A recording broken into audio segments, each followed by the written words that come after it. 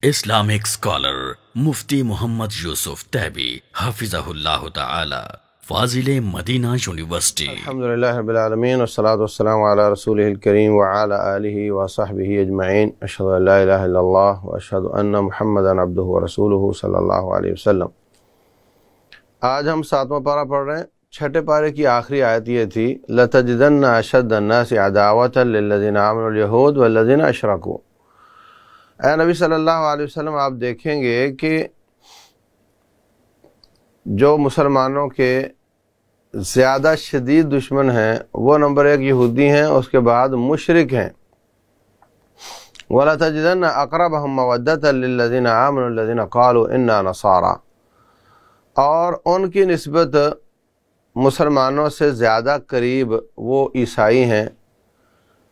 ذَلِكَ بِأَنَّ مِنْهُمْ قِسِّيسِينَ وَرُهْبَانًا وَأَنَّهُمْ لَا يَسْتَكْبِرُونَ. اس لیے کہ ان میں ان کے مولوی، ان کے پیر ہیں اور ان کو سمجھاتے بجاتے رہتے ہیں اور وہ تکبر نہیں کرتے. تو غور کریں تو اس آیت میں اللہ تعالیٰ نے یہودی، عیسائی اور مشرک تینوں کا ذکر کیا ہے. حالانکہ ہم پہلے پڑھ چکے ہیں کہ عیسائی جو ہیں وہ کہتے ہیں لَقَدْ كَفَرَ الَّذِينَ قَالُوا إِنَّ اللَّهَ ثَالِثُ ثَلَاثَةٍ، کہ وہ 3 کہتے ہیں تو وہ شرک کرتے ہیں، کفر کرتے ہیں. اور یہودیوں کے بارے میں ہم پڑھ چکے ہیں قالت اليهود عزیر ابن اللہ، یہودیوں نے کہا عزیر اللہ کا بیٹا، نعوذ باللہ. تو یہ بھی مشرک ہیں، مگر یہاں اللہ فرما رہے ہیں کہ یہودی اور مشرک زیادہ دشمن ہیں اور جو عیسائی ہیں وہ ان کی نسبت آپ کے زیادہ قریب ہیں. تو ثابت ہوا کہ اسلام جس کو، قرآن جس کو مشرک کہتا ہے وہ والے ہیں جو مکہ میں تھے اور جو اللہ کو اس طریقے سے نہیں مانتے، اللہ کے ناموں کا انکار کرتے ہیں. نمبر 2 اللہ کے ساتھ شرک کرتے ہیں. نمبر 3 قرآن کو نہیں مانتے، وہ کتاب کو نہیں مانتے، وہ آخرت کو نہیں مانتے. تو وہ مشرک ہیں. اور جو نبی صلی اللہ علیہ وسلم کو تو نہیں مانتے اور قرآن کو نہیں مانتے، مگر اللہ کو مانتے ہیں، آخرت کو مانتے ہیں اور اپنے نبی کو مانتے ہیں، وہ عیسائی وہ زیادہ قریب ہیں. تو اس سے ثابت ہوا کہ قرآن کی اصطلاح میں جو مشرک ہیں وہ والے ہیں جو مکے والے ہیں، اگرچہ شرک یہودی بھی کرتے ہیں، عیسائی بھی کرتے ہیں. آج کل ہم جو اپنے معاشرے میں جس شخص سے شرک صادر ہو جائے اس پر مشرک کا فتویٰ لگاتے ہیں، تو اور اس کو پھر ہم کہہ دیتے ہیں کہ یہ مکے والوں سے بھی بدتر ہے، حالانکہ وہ اللہ کو اللہ مانتا ہے، نبی کو نبی مانتا ہے صلی اللہ علیہ وسلم، قرآن کو قرآن مانتا ہے، کعبہ کو کعبہ مانتا ہے، آخرت پر اس کا ایمان ہے. تو ہمیں ان لوگوں پر فتوی بازی کی بجائے ان لوگوں کی اصلاح کرنی چاہیے. ان لوگوں کو جو بھول ہے اس کی تعلیم دینی چاہیے. ان لوگوں کو قریب کر کے، ان کی خدمت کر کے، ان کو قریب کر کے ان کی اصلاح کی کوشش کرنی چاہیے. ان کو علم کی کمی ہے، ان کو دعوت کی کمی ہے.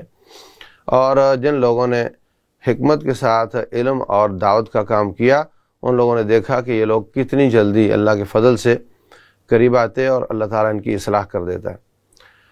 تو اگرچہ جو بھی شرک کرے گا وہ ایک معنی میں مشرک ہی ہے، لیکن قرآن کی اصطلاح میں یہاں تھوڑا فرق کیا گیا. پھر وہ لوگ جو بولے ہندو بھی مشرک کافر، اور جو ان کو جو امریکہ وہ بھی کافر، اور جو ان کا حلیف بن گیا وہ بھی کافر، نعوذ باللہ. اور جو پاکستان کی حکومت ہے، پاکستان کی فوج ہے، پولیس ہے، اور جو علماء ہیں جو بول نہیں رہے، سب کافر، نعوذ باللہ.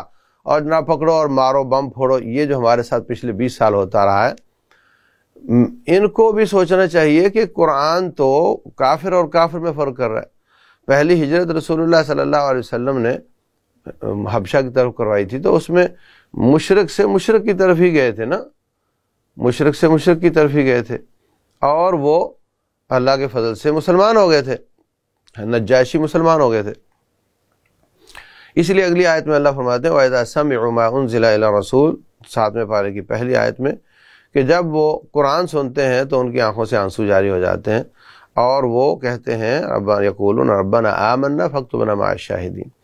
تو حضرت جعفر طیار نے جب سورہ مریم پڑھ کر سنائی تو نجاشی رونے لگ گیا اور مسلمان ہو گیا بعد میں. تو مقصد میری بات کا یہ ہے کہ ایک ہی ڈنڈے سے سب کو نہیں ہانکنا چاہیے، مکے کے مشرکوں سے نجاشی کے کافر اور مشرک وہ اچھے، اور یہاں پر ایک جو ایک ہی طریقے سے سب کو کہہ دیا جاتا ہے بھائی سب ایک برابر کے مشرک ہیں، یہ طریقہ درست نہیں ہے، فرق کرنا چاہیے۔ پھر آپ دیکھیں ہم نے پڑھا اہل کتاب کا ذبیحہ حلال ہے اور جبکہ وہ مشرک ہیں، اہل کتاب کی عورتوں سے شادی شرطوں کے ساتھ جائز ہے جبکہ وہ مشرک ہیں، جبکہ جو مکے والے مشرک یا ہندوستان کے مشرک ہیں نہ ان کی عورتوں سے شادی جائز ہے اور نہ ان کا ذبیحہ جائز ہے۔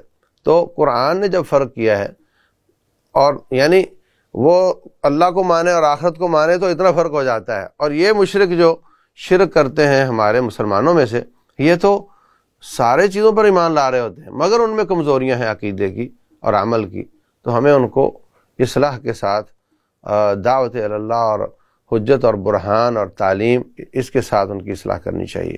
دوسری بات اس میں اللہ فرماتے ہیں، اس کے بعد قسم کا بیان ہے۔ قسمیں تین قسم کی ہوتی ہیں، ایک تو بعض لوگوں کی عادت ہو جاتی ہے اللہ کی قسم یوں، اللہ کی قسم یوں، اللہ کی قسم یوں، یہ والی قسم کا کوئی اعتبار نہیں۔ عرب لوگ بلا واللہ تاللہ باللہ کہتے رہتے ہیں، تو ان کی ایک زبان کا وہ ہو جاتا ہے، تقیہ کلام ہو جاتا ہے، تو ان کا تو کوئی اعتبار نہیں۔ اسی طرح جو جان بوجھ کر قسم اٹھائی جاتی ہے اس کی دو قسمیں ہیں۔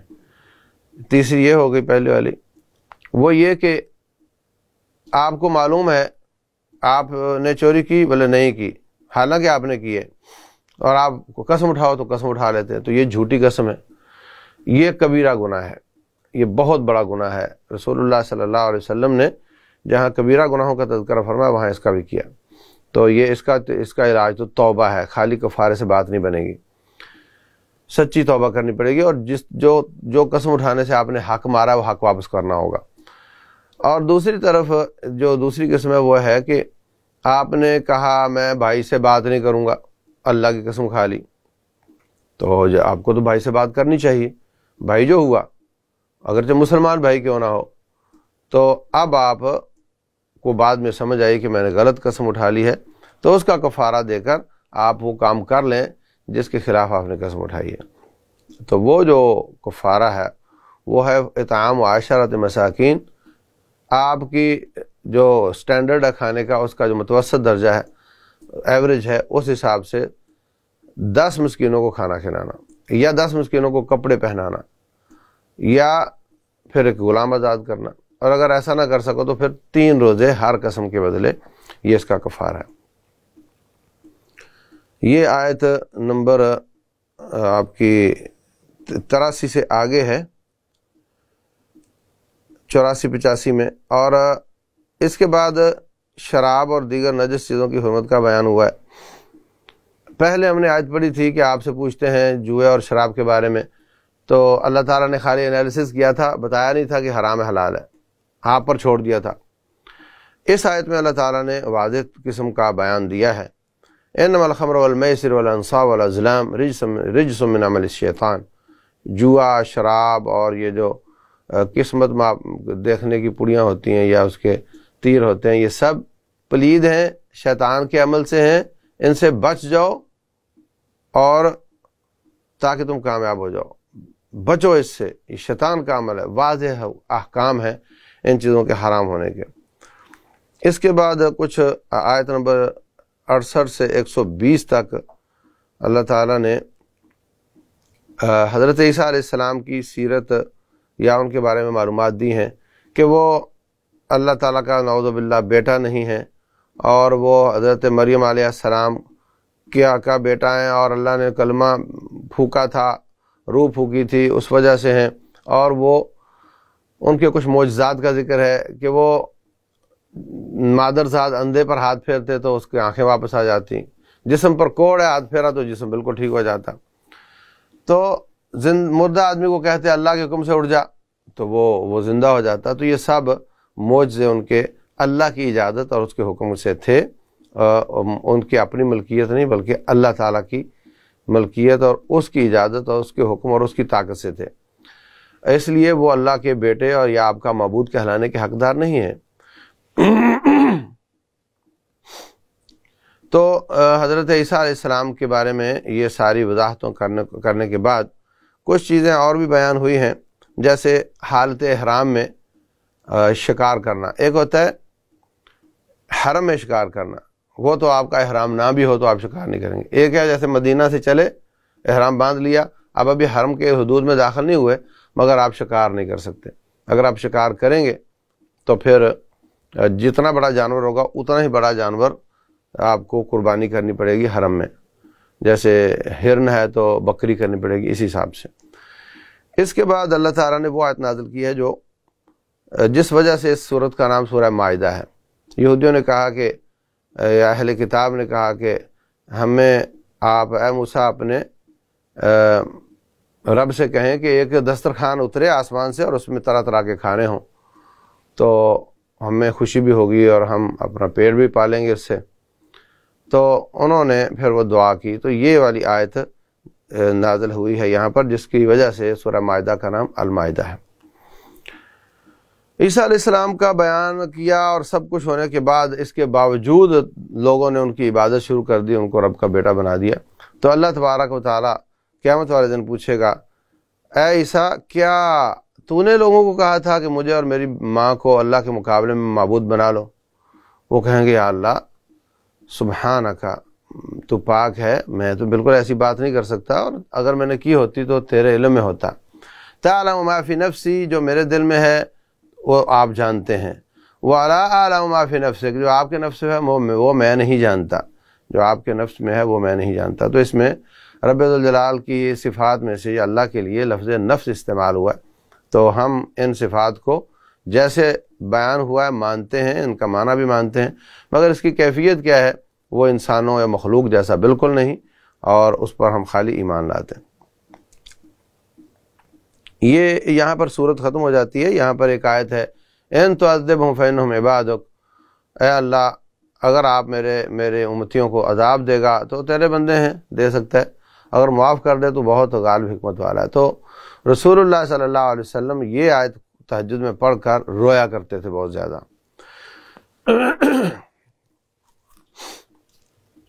اس کے بعد سورہ الانعام ہے۔ انعام کا معنی جانور ہوتا ہے، جیسے بکری، بھیڑ، اونٹ، گائے۔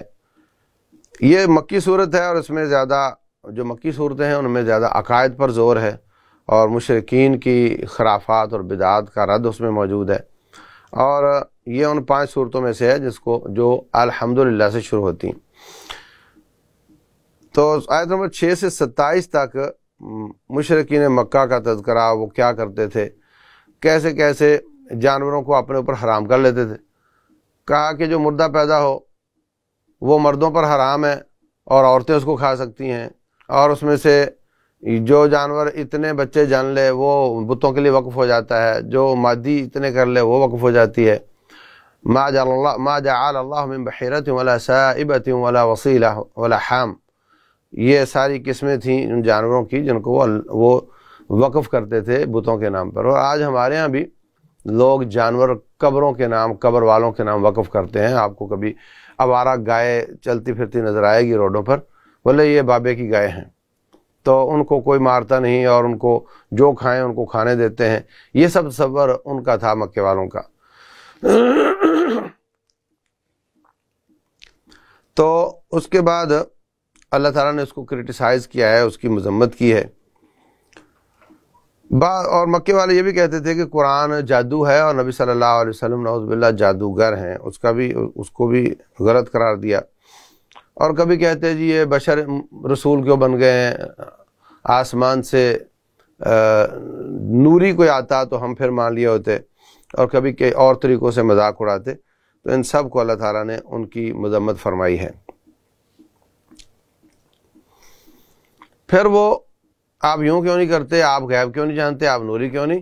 تو آپ نے 2 ٹوک جواب دیا ان کو آیت نمبر 50 میں، فرمایا قل لا اقول لکم عندی خزائن اللہ، اے نبی ان سے صاف کہہ دو کہ میں بالکل نہیں تمہیں کہتا کہ میرے پاس اللہ کے خزانے ہیں، ولا عالم الغیب، اور نہ میں غیب جانتا ہوں، ولا اقول لکم انی ملک، میں یہ بھی نہیں کہتا کہ میں نوری ہوں، میرا تو یہ مسئلہ ہے کہ میں آسمان سے آنے والی وحی کی اتباع کرتا ہوں، اور بس یہ ہے میرا مسئلہ۔ تو آپ یہ کہتے ہو کہ جناب ایسا ہونا چاہیے ویسا ہونا چاہیے، نہیں میں آپ میں سے ہوں، مگر اللہ تعالیٰ نے مجھے یہ فضیلت دی کہ مجھ پر وحی آتی ہے اور میں اس وحی کے مطابق چلتا ہوں۔ اس کے بعد کچھ ابراہیم علیہ السلام کا تذکرہ ہے۔ ابراہیم علیہ السلام کے بارے میں اللہ فرماتے ہیں اذ قال ابراہیم لأبیہ آزر اتتخذ اصناما آلہۃ۔ ابراہیم علیہ السلام نے اپنے باپ آزر سے کہا کہ کیا تو خود بت بناتا ہے اور اس کی عبادت کرتا ہے؟ تو یہاں پر ہمارے معاشرے کے بہت سارے لوگ ایسے ہیں جو کہتے ہیں کہ ابراہیم علیہ السلام کے والد کا نام آزر نہیں تھا، جبکہ قرآن صاحب کہہ رہا ہے جب ابراہیم نے یہ 74 نمبر آیت ہے، ابراہیم علیہ السلام نے اپنے باپ آزر سے یوں کہا۔ اچھا بھائی تم انکار کیوں کرتے ہو کہ ان کا نام آزر نہیں تھا؟ پیچھے ان کی کہانی ہے جو خود ساختہ ہے۔ وہ کہتے ہیں جناب کوئی بھی نبی کسی کافر سے پیدا نہیں ہو سکتا، حالانکہ کتنی اور بھی مثالیں اس کی موجود ہیں۔ باپ کافر بیٹا مسلمان، بیٹا مسلمان کافر باپ مسلمان، اور انبیاء کے بیٹے نوح علیہ السلام کا بیٹا، لوط علیہ السلام کی بیوی، ابراہیم علیہ السلام کا باپ، تو اس کی مثالیں تو موجود ہیں۔ یہ اللہ تعالیٰ کی تقسیم ہے جیسے وہ چاہے۔ تو یہاں پر وہ اپنے باپ سے کہہ رہے ہیں کہ آپ بت بناتے ہو، ان کی عبادت کرتے ہو، بالکل غلط طریقہ ہے۔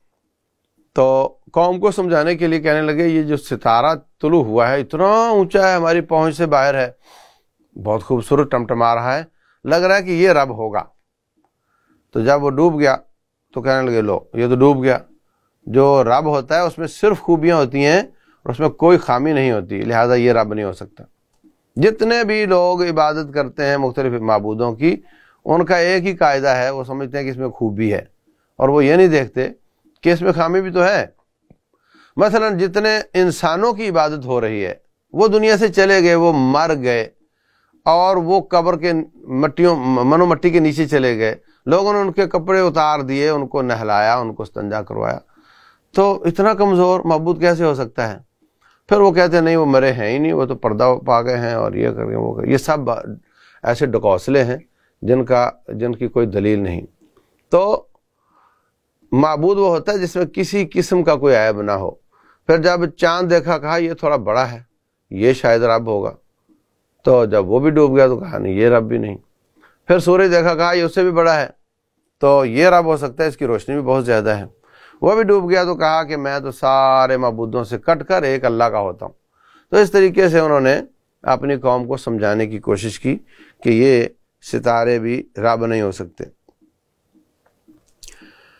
اس کے بعد آخر میں اللہ تبارک و تعالیٰ فرماتے ہیں کہ ٹھیک ہے کچھ لوگ غیر اللہ کی عبادت کرتے ہیں اور آپ اللہ کی عبادت کرتے ہو، تو اس کا معنی یہ نہیں کہ آپ ان کے معبودوں کو گالیاں دو۔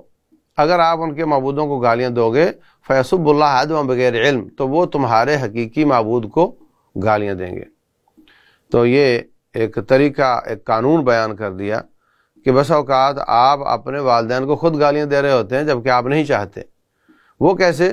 رسول اللہ صلی اللہ علیہ وسلم فرماتے ہیں کہ وہ کسی کے والدین کو گالیاں دیتا ہے وہ ہٹ کر اس کے والدین کو گالیاں دیتا ہے، تو گویا اپنے والدین کی گالیوں کا یہ خود سبب بنتا ہے۔